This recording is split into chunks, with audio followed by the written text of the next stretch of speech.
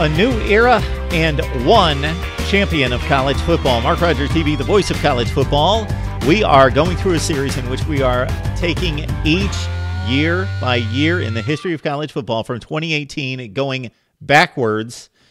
We are reviewing claimed championships. So, of course, in the college football playoff era, we're looking at one champion that claims it and won it based on the playoff system. But then we've got other teams that possibly were robbed of an opportunity to play for the championship.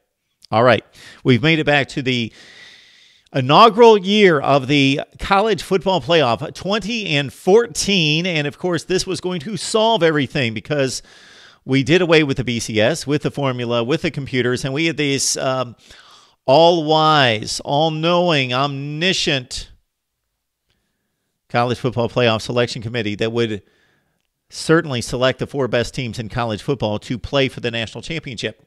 And it is a better system than the BCS because it simply affords two other worthy teams the opportunity to step on the field and play two games for a national championship. So it's most certainly, for all the shots I take at the college football playoff, it's a better system than the BCS, simply because it affords two other teams, worthy teams, the opportunity to play for the national championship. And we get to see three games instead of one involving the four best teams or four of the best teams in the country playing.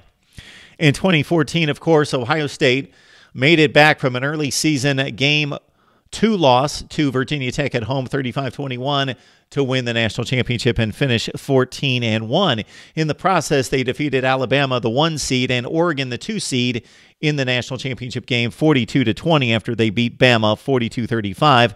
Remember, the plot throughout the season and storyline was, of course, Braxton Miller, one of the best quarterbacks in the country, Big Ten Offensive Player of the Year 2 years running, was hurt the last week of practice. Usher in J.T. Barrett, who faltered in the game against Virginia Tech against a stifling pass rush and man-on-man coverage that locked down the Ohio State receivers. But J.T. Barrett turned in an exceptional year with 34 touchdown passes, but he was injured against Michigan in the final game of the season. And then here comes the third-string quarterback, Cardell Jones, and no one knew what to expect of him in the Big Ten championship game against Wisconsin.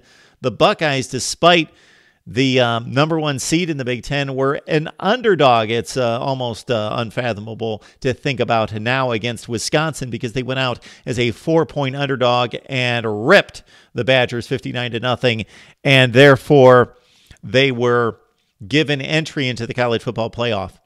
Okay, of course, it came down to, in most people's eyes, and certainly the committee's eyes, it came down to Ohio State as the Big Ten champion at that point with a 12-1 record. And then you also had TCU and Baylor. So the issue there was, of course, that the Big 12 was not playing a championship game. We also had the issue that they played in the regular season, which was good. Baylor won that game 61-58. Both teams had one loss. So Baylor's one loss was by 2 touchdowns to a marginal West Virginia team. So we had TCU at 11-1, Baylor at 11-1, Ohio State at 12-1. Who should go to the college football playoff? Well, my question at the time, and it's still the question 4 years later, is why was the argument just between TCU, Baylor, and Ohio State?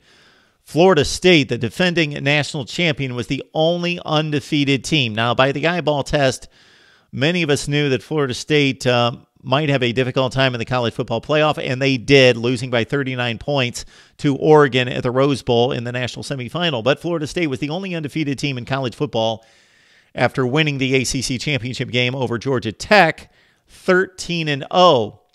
Why was Alabama given a pass? Why was Oregon given a pass in this comparison of 3 teams? It should have been a comparison of 5 teams. So when people talk to me about 2014 and, wow, TCU got ripped off and Baylor got ripped off and Ohio State, maybe they shouldn't have been there or they got the benefit of the doubt. Well, I totally agree that TCU got ripped off. Baylor got ripped off. The Big 12 was stupid in not having a Big 12 championship game or at least declaring a conference winner. They couldn't even get to the point where they clearly defined a conference winner. Therefore, they had co-champions. Well, you're already telling the College Football Playoff Committee that, well, we don't know who the champion is, so we cannot promote one team into the selection process. So the Big 12 screwed that situation up, no doubt. They set themselves up for failure going into the playoff era at that point. But Ohio State was selected over those two teams. That's not how I see it. I see Alabama, Oregon, Ohio State, TCU, and Baylor all with one loss as conference champions. So Alabama and Oregon get a pass for some reason. I know why they get a pass, because they were the highest ranked teams at the beginning of the season and expected to be there at the end. Ohio State started strong in the preseason polls, but after Braxton Miller was injured, they actually dropped in the first poll, and then, of course, lost to Virginia Tech. TCU and Baylor, the Big 12, lack of a 13th data point was used by the committee in leaving out TCU and Baylor. The Buckeyes won the national championship, defeating Alabama and Oregon. So, of course, Ohio State can claim its national championship. It's rightfully theirs at 14-1, defeating the two top seeds in the college football playoff, being a conference champion. But also, let's consider that the Big 12 co-winners, Baylor and TCU, they can claim that they were not afforded an opportunity to play in a playoff, while there were other teams playing in a playoff that had basically the same qualifications.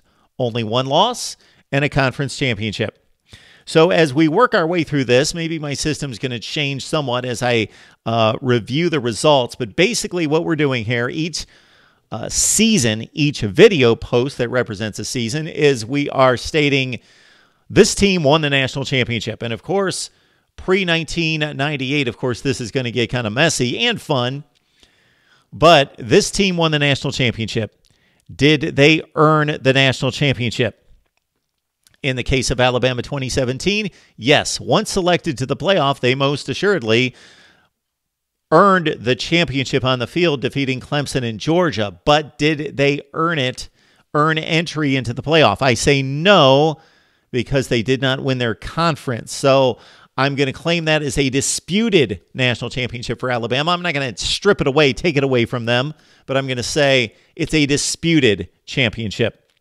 There were other teams each and every year, and this is going to be a long list of teams each and every year that are going to say, I'm not going to be able to say they would have won the national championship or they should be able to claim a national championship, but they were robbed of the opportunity to play for a national championship when there were other teams with exactly the same meaningful qualifications that were selected. And we've got all sorts of examples of this during the BCS era that gets very messy and very easy to pick on and criticize because it makes no sense when teams lost head-to-head matchups against other really good teams with the same record and they were able to go to national championship games. Oklahoma 2008 is one example. Miami, or rather Florida State in 2000, of course, another example. So this is our determination for 2014. Ohio State is the national champion, but Baylor and TCU were robbed. I cannot think of a better term, robbed of the opportunity to play for a national championship. That's my take on 2014. Would love to get your comments, your questions, your suggestions, anything I possibly missed in my analysis of each and every college football season. Please like, comment, share the videos as well. And if you're not a subscriber to Mark Rogers TV, I can't imagine that you still love college football and you've not subscribed to the destination for the best discussion, debate, and analysis. So please support the channel by liking the videos, commenting, and of course 2013 is going to come up here next with Florida State winning over Auburn in the final BCS championship game. We'll have some fun with that. Next on Mark Rogers TV, the voice of college football.